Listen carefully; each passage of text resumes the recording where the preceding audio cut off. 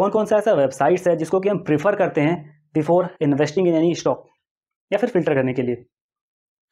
हमको तो ये नहीं पता कि ये वेबसाइट्स आपके लिए कितना ज़रूरी होगा, लेकिन हम ये ज़रूर जानते हैं कि अगर आप एक ओपन माइंडेड पर्सन है, अगर आप क्यूरियस है जानने के लिए कि इन्वेस्टिंग कैसे करना चाहिए और कैसे किया जाता है, तो हमको लगता है कि 8 वेबसाइट आपके लिए बहुत ही ज़्यादा ज़रूरी है।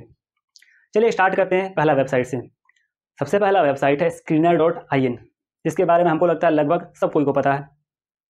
इसमें आपको 3 चीज़ मिलेगा।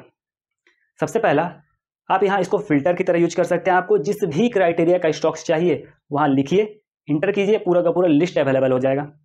दूसरा, आपको वॉच लिस्ट का सुविधा मिलता है, मतलब आपका जो भी कंपनी रडार में है उसको वहाँ नाम लिख दीजिए और उससे रिलेटेड कोई भी कॉर्पोरेट एक्शन आएगा तो वहाँ पे दिख जाएगा आपको। तीसरा, आपको मिलेगा 10 ईयर डेटा एक जगह। पहले पूरा का पूरा डेटा को प्रिंट करके बनाना पड़ता था, अब वो सिस्टम हट गया। अब एक ही जगह अवेलेबल है सारा का सारा डेटा, एक क्लिक में मात्र। इसका अल्टरनेट है तिजोरी फाइनेंस। आप जाइएगा, विजिट कीजिएगा तो आपको मिलेगा सेम चीज़, लेकिन थोड़ा सा पिक्टोरियल फॉर्म में, प्लस थोड़ा सा एडिशनल डेटा मिलेगा आपको वहाँ। एक इंपॉर्टेंट बात कि तिजोरी फाइनेंस हो चाहे screener.in हो, दोनों में थोड़ा सा डेटा वेरी करेगा, और ये डेटा एनुअल रिपोर्ट से भी वेरी कर सकता है, क्योंकि जो डेफिनेशन दिया गया है अलग अलग टर्म्स का वो वेबसाइट के अनुसार चेंज करेगा। अब जब वेबसाइट के अनुसार कोई डेफिनेशन चेंज करेगा तो पूरा का पूरा जो टर्म है, जो वैल्यू आना चाहिए, वो थोड़ा सा चेंज करेगा ही। तो उसको एज ये नहीं लेना है कि इसमें गलती दिया है, ये समझ के चलना है कि ये कोई डिफरेंट डेफिनेशन लिया है जिसके चलते इसका जो वैल्यू लिया जा रहा है थोड़ा सा अलग लिया जा रहा है। दूसरा वेबसाइट है bse.com। इसमें भी आपको मिलेगा 3 चीज़। सबसे पहला तो मिलेगा एनुअल रिपोर्ट, मतलब कंपनी क्या काम किया, क्या करेगा और कैसा कर चुका है, एक साल के रेफरेंस में सब कुछ को बताया जाएगा। ये सभी को बताना पड़ता है, हर शेयर मार्केट का कंपनी को। दूसरा चीज़ आपको मिलेगा बल्क डील। बल्क डील से बेसिकली आपको पता चलेगा कि कौन कौन बड़ा बड़ा इंस्टीट्यूशन या इन्वेस्टर उसमें इन्वेस्ट कर रहा है। तो एक स्पेसिफिक लिमिट पार करने के बाद वो एनुअल रिपोर्ट में शो होगा, मानते हैं, लेकिन उससे पहले अगर आपको पता चल जाए तो ज़्यादा बेहतर होगा, ये मेरे हिसाब से लगता है हमको। तीसरा चीज़ है कॉर्पोरेट एक्शंस। कंपनी जो भी कॉर्पोरेट एक्शन कर रहा है, डिविडेंड दे रहा है या एनुअल जनरल मीटिंग करने वाला है या कंपनी को तोड़ के अलग करेगा, इस तरीके का कोई भी न्यूज हो तो एक कॉर्पोरेट एक्शन में आपको बीएसई के वेबसाइट में दिख जाएगा। ये 3 चीज़ आपको मिल गया बीएसई में। तीसरा वेबसाइट है वैल्यू पिकर, जिसमें आप जाइएगा तो आप खो जाइएगा, लिटरली खो जाइएगा अगर आप पढ़ने में इंटरेस्टेड है तो। इसमें आपको 2 चीज़ मिलेगा। सबसे पहला, अगर आप कुछ भी नहीं जानते इन्वेस्टिंग रिलेटेड, आपको वहाँ पूरा आर्टिकल से मिलेगा ताकि आप इन्वेस्टिंग सीख सकें, बेसिक्स। दूसरा मिलेगा फॉरम। फॉरम कहने का मतलब है कि हम उसमें कोई चीज़ पोस्ट कर सकते हैं, ऑल ओवर इंडिया में कोई भी उसमें पोस्ट कर सकता है, कोई भी क्वेश्चन पूछ सकता है। तो एक दिमाग से सोच के इन्वेस्ट करना और हज़ारों दिमाग लगा हुआ उस कंपनी के पीछे सोचने में, तो एक तरीके से आपका जो स्टोरी बिल्डअप करने में सबसे बेहतर काम आएगा वैल्यू पिकर। क्वेश्चन पूछने में या कोई डेटा पाने में वैल्यू पिकर। अगर आपको चाहिए कि ऑल ओवर इंडिया में जितना स्टोर है उसका डेटा चाहिए कि उसमें भीड़ होता है कि नहीं, तो पोस्ट कर दीजिए। बहुत जगह का आदमी उसे पोस्ट करेंगे कि मेरे जगह का स्टोर में भीड़ होता है, तो इस तरीके से आपको एक जनरलाइज्ड आइडिया मिल सकता है। तो ये इस तरीके से काम करता है। चौथा वेबसाइट है कंपनी का खुद का वेबसाइट। सबसे पहले, बहुत सारे कंपनियों का तो वेबसाइट होता नहीं है, लेकिन जिसका होता है उसका हम बात करें, क्योंकि बहुत छोटा छोटा कंपनी का वेबसाइट नहीं हो सकता है। पहला चीज़, कंपनी के बारे में जनरलाइज्ड आइडिया मिलेगा, क्या प्रोडक्ट है, क्या काम करती है और कहाँ कहाँ प्रेजेंस है। दूसरा आपको मिलेगा एनुअल रिपोर्ट, ये आपको पहले भी मिल रहा था बीएसई में, लेकिन यहाँ भी चाहे तो आप इससे भी ले सकते हैं। तीसरा मिलेगा आपको कॉन्फ्रेंस कॉल, अगर कंपनी की है तो। कॉन्फ्रेंस कॉल बेसिक कहने का मतलब है कि इन्वेस्टर बैठेंगे, बड़े बड़े इंस्टीट्यूशनल इन्वेस्टर बैठेंगे और वो क्वेश्चन पूछते हैं मैनेजमेंट को, किसी भी तरीके का क्वेश्चन हो सकता है। अब क्वेश्चन के बेसिस पे वो आंसर करते हैं। एक चीज़ में जो ध्यान में रखने वाला बात है कि मैनेजमेंट क्या आंसर करे वो तो ठीक है, चलिए हमको आंसर मिल गया, लेकिन जिस क्वेश्चन का आंसर वो घुमा फिरा के गोल गोल करे उस पर जरूर आंख रखिएगा। बहुत बार ये लूपहोल क्रिएट करता है और बहुत सारा ऐसा क्वेश्चन होता है जो मैनेजमेंट नहीं चाहता है कि मार्केट में आए, क्योंकि उससे कंपटीशन बढ़ेगा। तो ये सब चीज़ को थोड़ा सा साइड करके रखिएगा। तो इसके लिए आपको बिजनेस का अंडरस्टैंडिंग होना थोड़ा सा जरूरी है। लेकिन अगर आप एक इंडिविजुअल इन्वेस्टर है, फिर भी आपको अगर क्वेश्चन पूछना है, एनुअल रिपोर्ट में एक ईमेल आईडी दिया जाता है इन्वेस्टर रिलेशन का, उसमें आप डायरेक्ट मेल कीजिए। और अगर आपको ईमेल का आंसर 3-4 दिन, हफ्ते भर या फिर 1 महीने में मिल जाता है, तो आप ये कंसीडर कर सकते हैं कि हाँ, कंपनी इन्वेस्टर को, इंडिविजुअल इन्वेस्टर को वैल्यू करती है।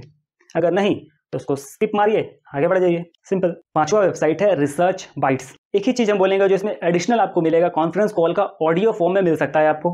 हर कंपनी का हर सीजन का आपको नहीं मिलेगा, लेकिन हाँ बहुत सारा आपको मिल जाएगा। इंपॉर्टेंट क्यों है ये? इंपॉर्टेंट इसीलिए क्योंकि अगर आपको बॉडी लैंग्वेज थोड़ा सा भी पढ़ने आता है, तो जब इन्वेस्टर्स क्वेश्चन पूछते हैं मैनेजमेंट से, तो हाउ डू दे रिस्पॉन्डेड, कैसे वो रिस्पॉन्ड किए थे, वो कुछ हद तक थोड़ा सा जरूरी है। ऐसा नहीं कि वो किस तरीके से रिस्पॉन्ड किए थे उससे हमको बहुत कुछ जानकारी मिलेगा, लेकिन एट अ ग्लेंस हमको थोड़ा सा आइडिया मिल सकता है कि कुछ कुछ क्वेश्चन में हो सकता है वो गड़बड़ा गए हों, तो वहाँ से एक फेयर आइडिया मिलता है कि कभी कभी एक हिंट जरूर दे देता है। तो ये हमको रिसर्च बाइट में ऑडियो फॉर्म सुनने से थोड़ा सा ठीक लगता है एज कम्पेयर टू कि पूरा का पूरा ट्रांसक्रिप्ट को पढ़ना। एडिशनली रिसर्च बाइट्स में अदर कंपनीज का रिपोर्ट सब भी मिलता है, लेकिन वो ठीक है, हम ट्रेंड लाइन से उसको डाउनलोड कर लेंगे। तो ये पांचवा था। छठा वेबसाइट है ट्रेंड लाइन।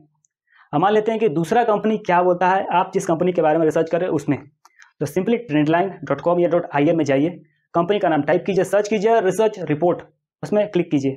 आपको अभी तक का जितना रिपोर्ट अलग अलग कंपनी उसके बारे में पब्लिश किया है, 2-4 पेज का ही होता है, ज़्यादा नहीं होता है, तो आपको वो जो डेटा मिलेगा उसमें दूसरे कंपनी क्या सोचते हैं उस कंपनी के बारे में वो मिलेगा, जो बहुत ही ज़्यादा हेल्पफुल होता है। क्योंकि बड़े कंपनी बहुत बड़े बड़े जो फाइनेंशियल एनालिस्ट होते हैं उनको बैठाते हैं, तो अपना व्यू देते हैं, तो उससे आप चेक कर सकते हैं कि आपका व्यू क्या है, उनका व्यू क्या है, तो एक जनरलाइज्ड एक आइडिया क्रिएट किया जा सकता है इसके थ्रू। 7th वेबसाइट है रेटिंग वेबसाइट, जैसे क्रिसल, केयर।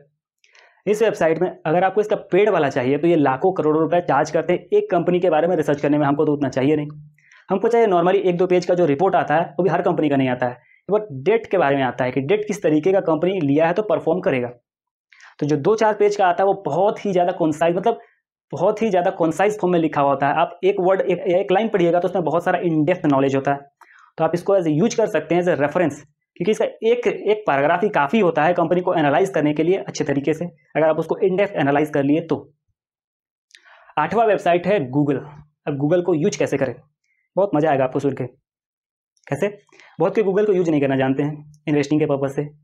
सबसे पहले तो गूगल अलर्ट टाइप कीजिए, और गूगल अलर्ट में जिस भी कंपनी का आपको न्यूज़ चाहिए इन फ्यूचर, अगर रडार में आ गया तो हमको चाहिए होगा न्यूज़, तो वहाँ जाकर उस कंपनी का नाम को पेस्ट कर दीजिए।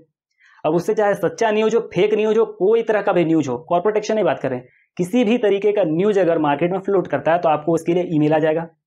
आपको ठीक है, आप पढ़ लीजिएगा, आप एट अ ग्लेंस एक आइडिया क्रिएट कर लीजिएगा। ये सच भी हो सकता है, गलत भी हो सकता है, हमको नहीं पता। हमको बस कंपनी क्या कर रहा है, फेक न्यूज़ हो या कुछ भी चल रहा हो कंपनी में जो मेरे रडार में है, हमको पता होना चाहिए।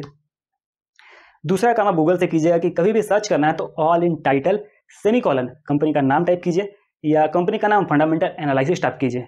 आपको पूरा का पूरा लिस्ट मिल जाएगा वहाँ पे वो वर्ड यूज किया हुआ।